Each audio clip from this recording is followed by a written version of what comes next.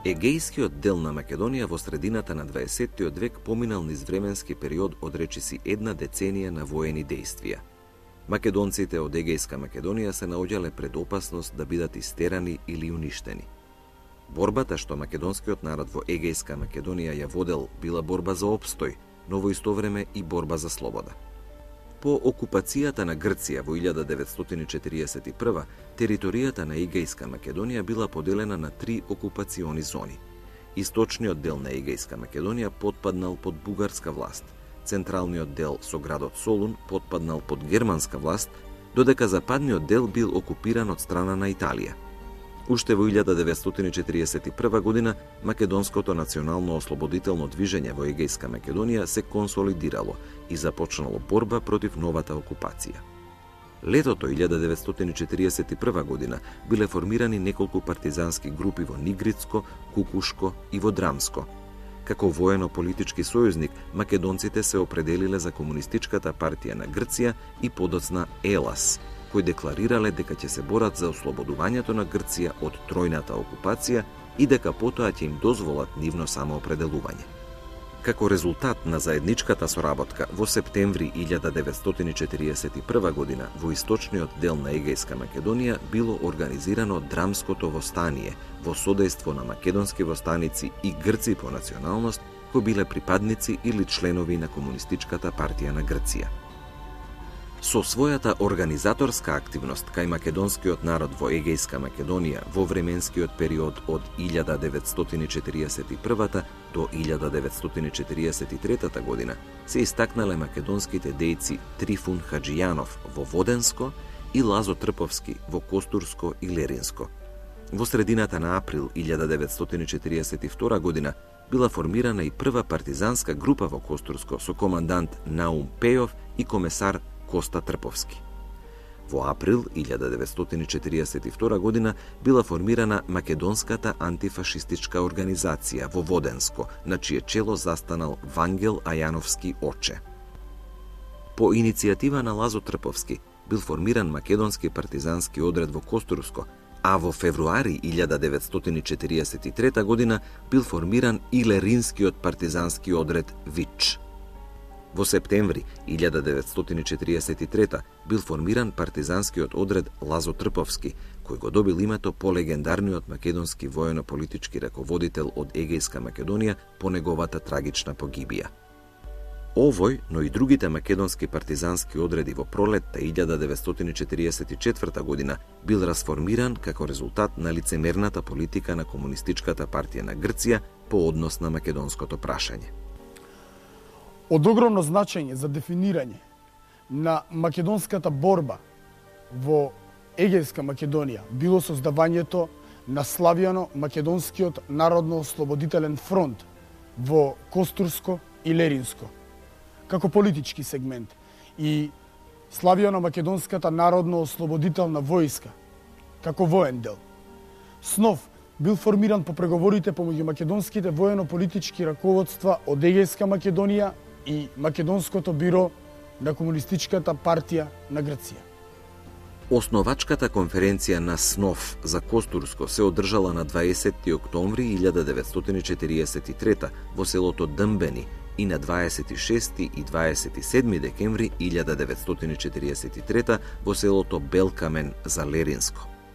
Политичката програма на СНОВ истакнувала повеќе барања на македонското национално ослободително движење.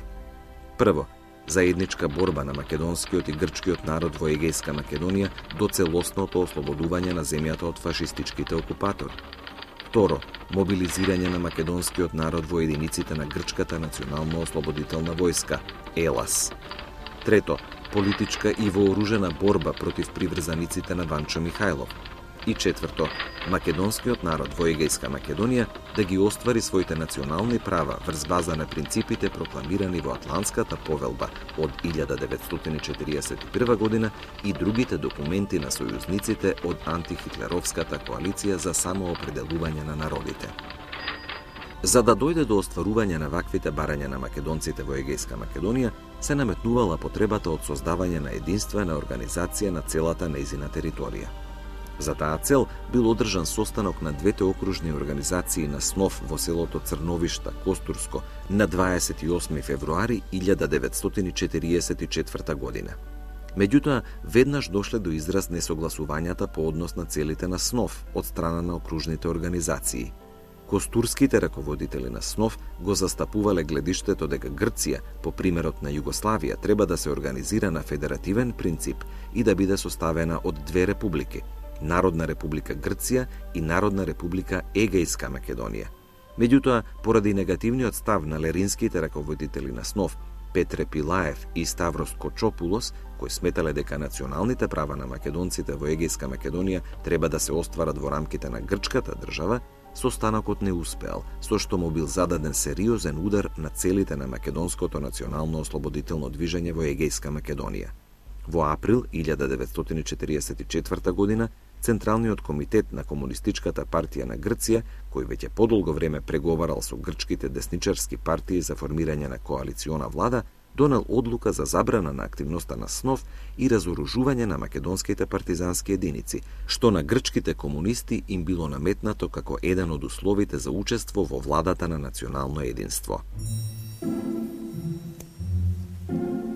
Македонските воено-политички раководители остро се спротивставиле на ваквата непринципијална политика на Комунистичката партија на Грција и одбиле да ја извршат одлуката. Конфликтот се заканувал да прерасне во вооружен судир со несогледливи последици на довчерашните сојузници. Наместо да ги преиспитаат своите погрешни ставови по македонското прашање, грчките комунисти, особено раководството на партијата, ги прогласило македонските раководители од Егејска Македонија за кодоши и предавници.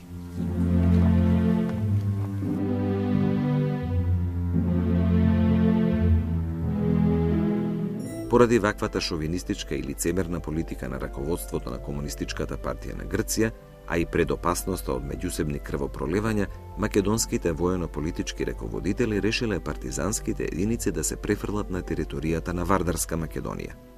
Во ноември 1944 година од двата батальона во Битола била формирана првата Егејска бригада со командант Илија Димовски Гоце и политички комесар Михаил Керамитчиев. Бригадата учествувала во завршните борби за ослободување на Народна република Македонија, особено во незиниот западен дел против балистичките вооружени формации. Во октомври 1944 година македонските воено-политички раководители од Егејска Македонија ја формирале политичката комисија на македонците од Грција.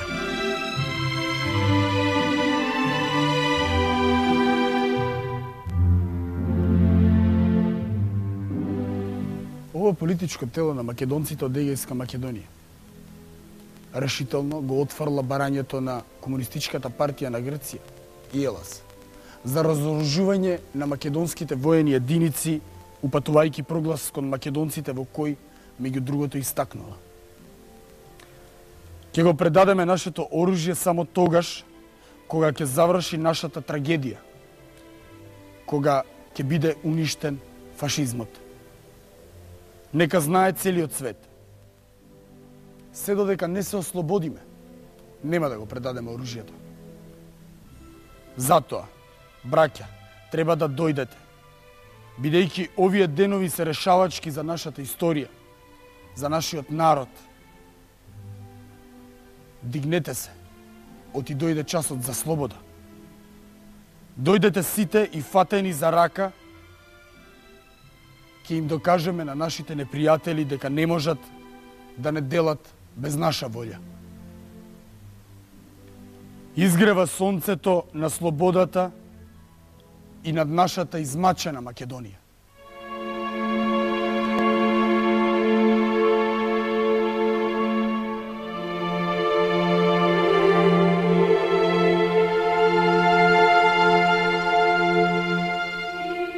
На 20 јануари 1945 година била формирана тајната ослободителна македонска организација во Воденско, а на нејзино чело застанал Вангел Ајановски Оче.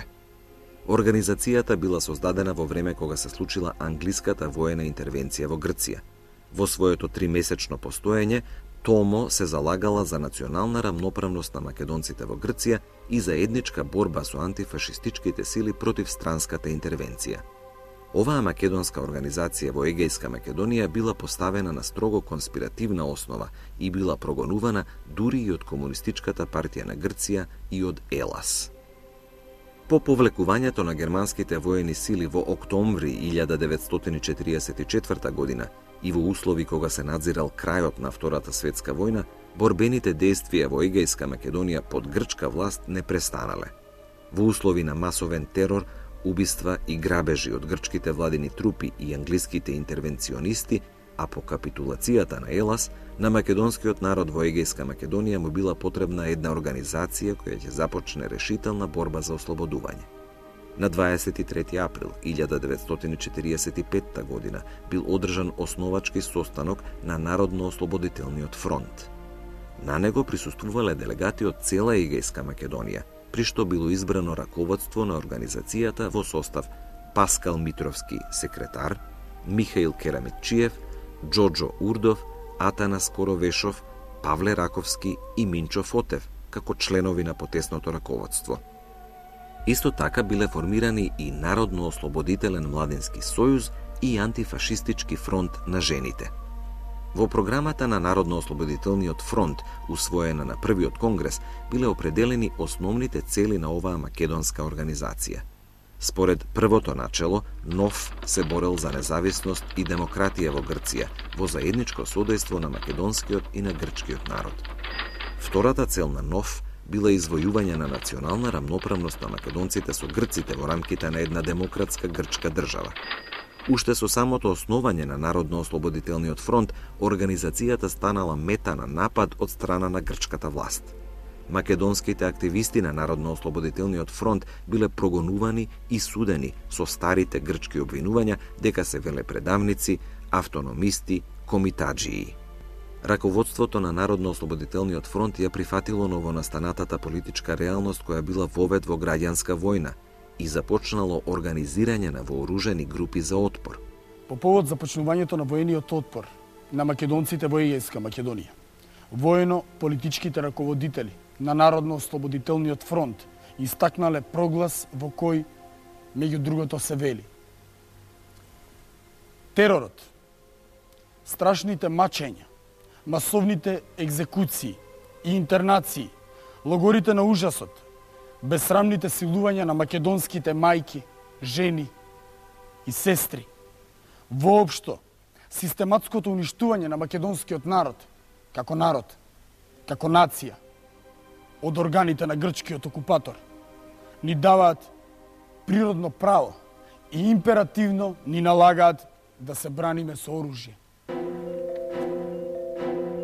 Формирањето на Народно-ослободителниот фронт било непријателски дочекано и од Комунистичката партија на Грција, која слично на владиниот режим ја обвинило НОФ дека е автономистичка организација и дека незините активисти се реакционери, припадници на странски разузнавачки служби и други дисквалификации.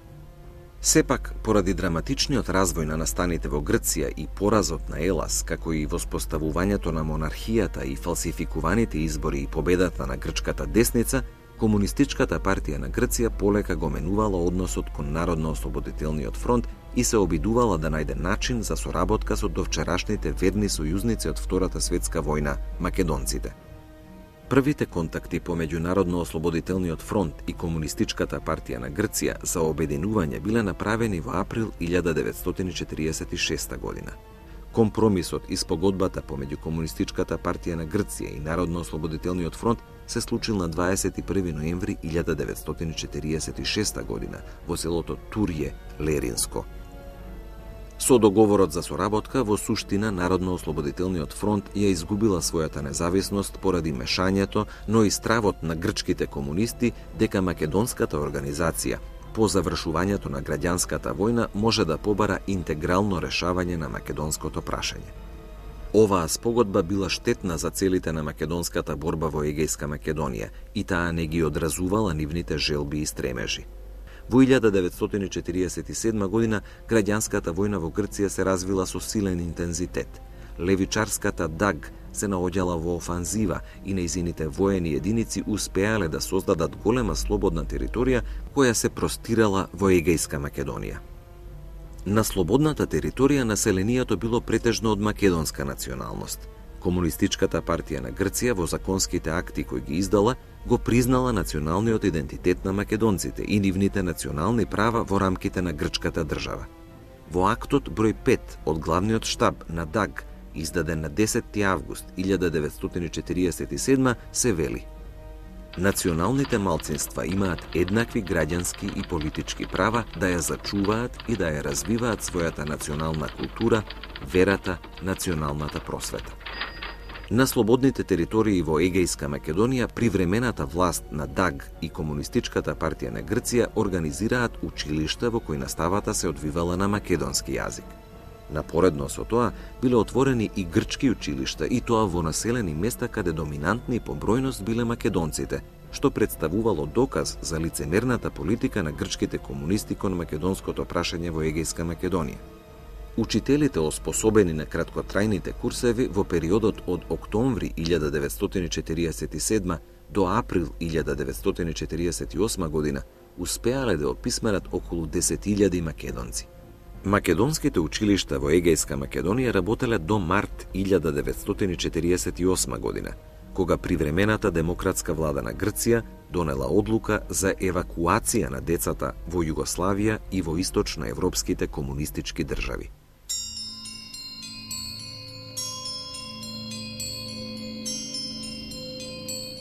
Во 1948 година граѓанската војна во Грција се наоѓала на пресвртница. Вмешувањето на САД со воени сили на страна на десничарската влада ја ставило ДАГ во подредена позиција и во целосна дефанзива. Во едни такви услови се одржал и првиот конгрес на Народно-ослободителниот фронт, на кој генералниот секретар на Комунистичката партија на Грција, Никос Захаријадис, успел да наметне луѓе кои започнале да ја спроведуваат политиката на грчките комунисти по однос на прашањето на Егејска Македонија. Како резултат на ваквата политика била создадена и фракција во Народно-ослободителниот фронт која направила уште поголем раскол во македонската организација. И раководителите на Народно-ослободителниот фронт започнале да се разидуваат во поглед на конечната борба на македонците во Егејска Македонија. Резолуцијата на Информбирото против Југославија во јуни 1948 година и послужила на Комунистичката партија на Грција како добар изговор за пресметка со автохтоното раководство на Народно-ослободителниот фронт. Раководството на грчките комунисти донело одлука за исклучување на Паскал Митровски и Михаил Керамитчиев од раководството на Народно-ослободителниот фронт, со што оваа македонска организација целосно потпаднала под контрола на активисти кои ја следеле политиката на Комунистичката партија на Грција по македонското прашање. Во обид да се привлечат што повеќе македонци од Егејска Македонија, во момент кога се ближи крајот на војната и поразот на левичарската грчка армија, на вториот плениум на Народно-ослободителниот фронт, на 3 февруари 1949 година, во усвоената резолуција под влијание на грчките комунисти, меѓу другото се барало и интегрално решение за македонското прашање.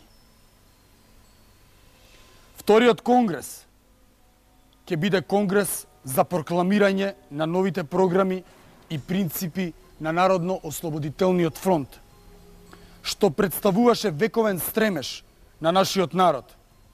Ќе го прокламира обединувањето на Македонија во една единствена, независна, рамноправна македонска држава во рамките на Народно-републиканската федерација на балканските народи, што ќе представува реализација на неговиот сон низ многогодишните крвави борби.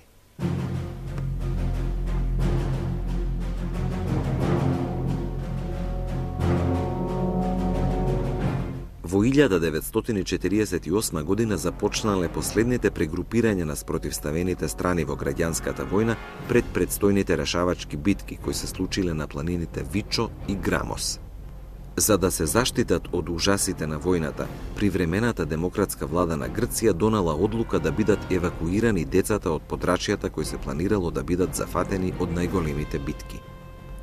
Постапката за евакуација на децата од левичарската влада, меѓу кои имало и македонци и грци, започнала во март, а завршила во јуни 1948 година. Најголемиот дел од нив биле испратени во Југославија и земјите од поранешниот источен комунистички блок.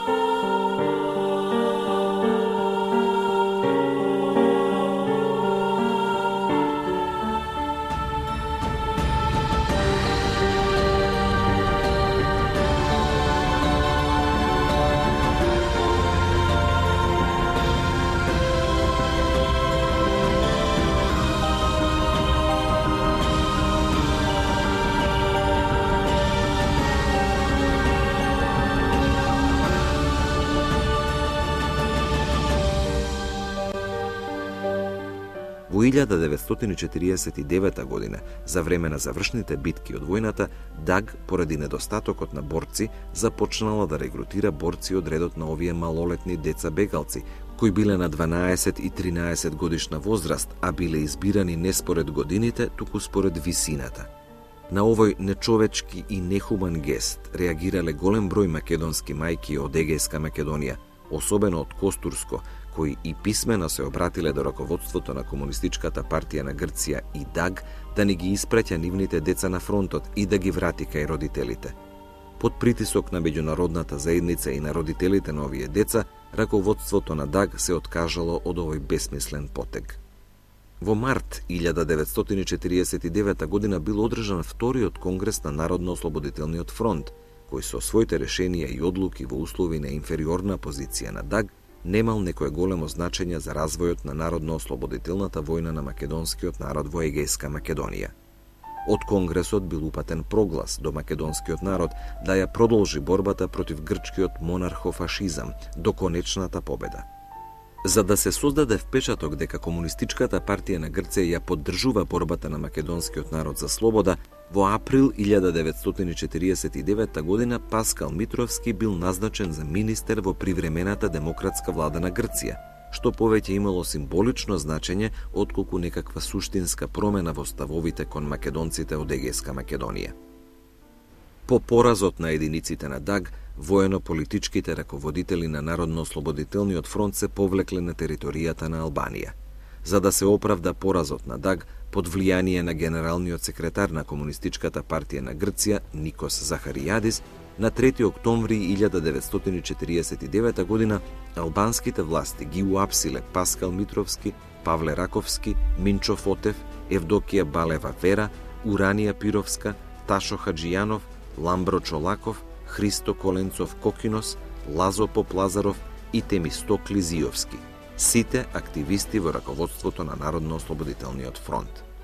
Уапсените раководители на Народно-ослободителниот фронт од страна на главниот штаб на ДАГ и Централниот комитет на Комунистичката партија на Грција биле обвинети дека се Титови агенти, империалистички шпиони и дека работат за Југословенската разузнавачка служба, со што директно се обвинувале Југославија, грчката десничарска влада, САД и Велика Британија дека создале некаков вид на заговор против ДАГ. Албанската служба за државна безбедност Сигурими уапсените раководители на Народно-ослободителниот фронт со брод ги испратила во СССР, каде им се судело за наводно предавство против грчката левичарска влада и армија. Со тоа фактички престанала активноста на Народно-ослободителниот фронт и другите македонски организации, иако формално оваа македонска организација постоела до 1952 година. Завршувањето на граѓанската војна во Грција имало трајни последици по македонскиот народ во Егејска Македонија. Со тоа завршило едно поглавје од историјата на македонците од Егејска Македонија. Поглавје со 3 војни, многу човечки жртви и материјални разрушувања на штета на македонскиот етнички елемент. Трагичниот биланс од граѓанската војна бил околу 20 до 30 илјади раселени македонци надвор од Егејска Македонија, и околу 21.000 загинати и десетици населени места кои за секогаш исчезнале од картата на овој дел од македонската земја. Во период од една деценија на војни, македонскиот народ во Егејска Македонија скапо ја платил својата желба за слобода. Желба која не се остварила за тоа парче од етногеографската територија на Македонија.